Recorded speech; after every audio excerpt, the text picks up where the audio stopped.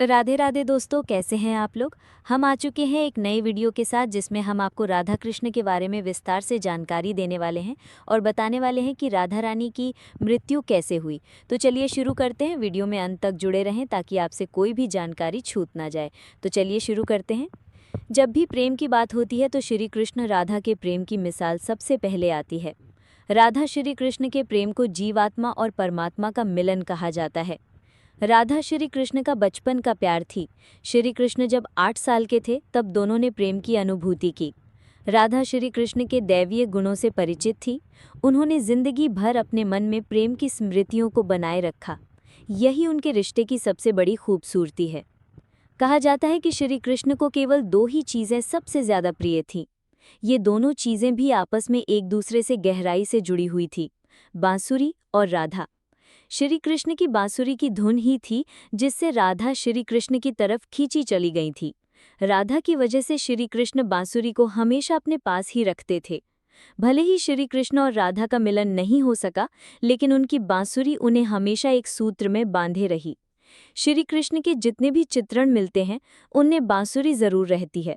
बांसुरी श्री कृष्ण के राधा के प्रति प्रेम का प्रतीक है। वैसे तो राधा से जुड़े कई अलग अलग विवरण मौजूद हैं, लेकिन एक प्रचलित कहानी नीचे दी गई है। भगवान श्री कृष्ण से राधा पहली बार तब अलग हुई जब मामा कंस ने बलराम और कृष्ण को आमंत्रित किया। वृंदावन के लोग ये खबर सुनकर दुखी हो गए। मथुरा जाने से पहले श्री कृष्ण राधा से मिले थे। राधा कृष्ण के मन में चल रही हर गतिविधि को जानती थी। राधा को अलविदा कह कृष्ण उनसे दूर चले गए। कृष्ण राधा से ये वादा करके गए थे कि वो वापस आएंगे, लेकिन कृष्ण राधा के पास वापस नहीं आए। उनकी शादी रुक्मिणी से हुई।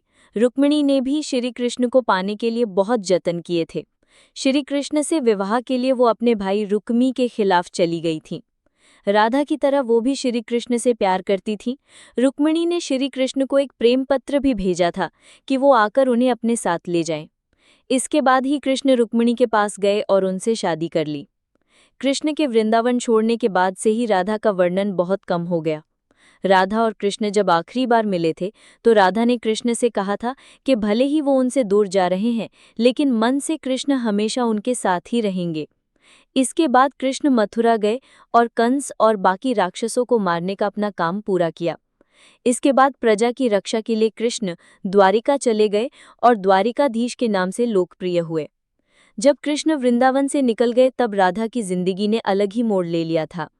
राधा की शादी एक यादव से हो गई। राधा ने अपने दाम्पत्य जीवन की सारी रस्में निभाईं और बूढ़ी हुईं, लेकिन उनका मन तब भी कृष्ण के लिए समर्पित था। राधा ने पत्नी के तौर पर अपने सारे कर्तव्य पूरे किए। दूसरी तरफ श्री कृष्ण ने अपने दैवीय कर्तव्य निभाए। सारे कर्तव्यों से मुक्त होने के बाद राधा आखिरी बार अपने प्रियतम कृष्ण से मिलने गईं।